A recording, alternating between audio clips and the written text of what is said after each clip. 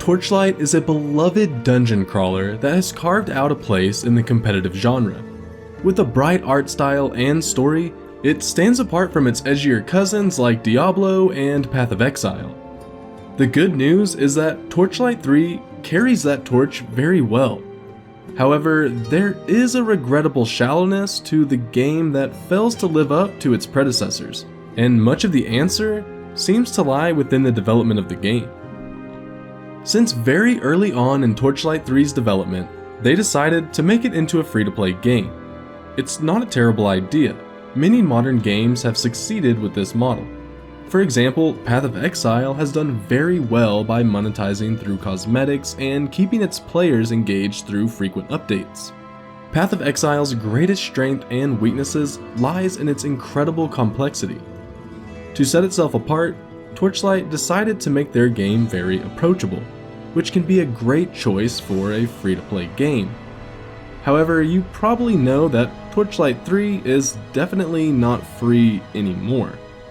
Very late in their development, they decided to pivot to a pay-to-play model, perhaps because they couldn't commit to long-term live service development. This had some unfortunate consequences on the final product. In a single word, the game is shallow. The RPG mechanics of the game are very disappointing. There are very few skills in the game, and there is no sort of a tree in the game that pushes you towards complex choices. And I say this understanding that depth was never the strength of the series, but it is much worse in this iteration. Leveling up feels very unsatisfying in the game.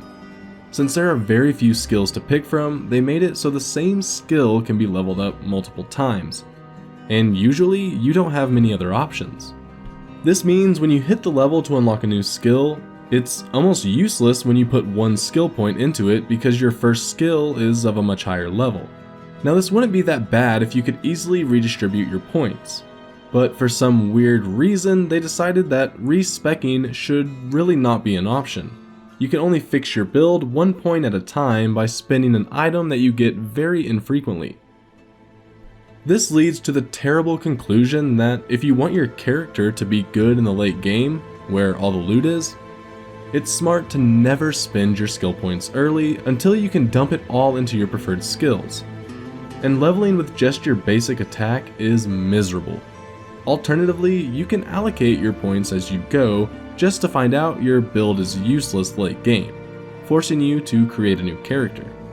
Another baffling decision is the inclusion of relics, which might have been something they threw in at the last minute for some attempt at depth. At character creation, you have to pick from one of many relics that will grant you a third skill tree, but be careful. You can never change your relic. This means rather than jumping into the game to play, the game encourages you to read into all of the relic skills and your character skills to find the best combination, when you won't even be touching most of the skills until much later in the game. You could just pick one at random, but it will likely lead you to find out that the relic was a bad choice for your class after you poured a dozen hours into it.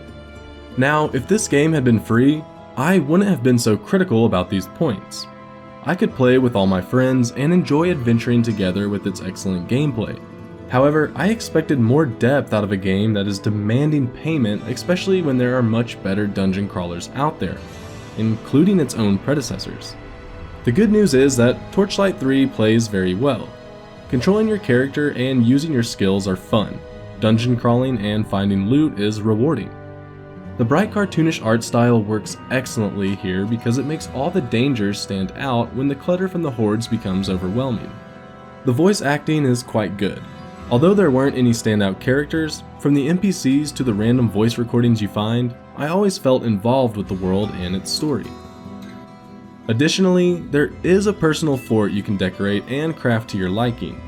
There's quite a variety of options for decoration, ranging from purely cosmetic things to useful things like the luck tree, which you could feed loot to grow larger, granting you better luck with dungeons.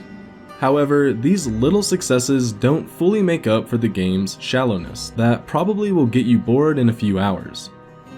Torchlight 3 is not a bad game by any means. I just don't see a point in playing it over the original or 2.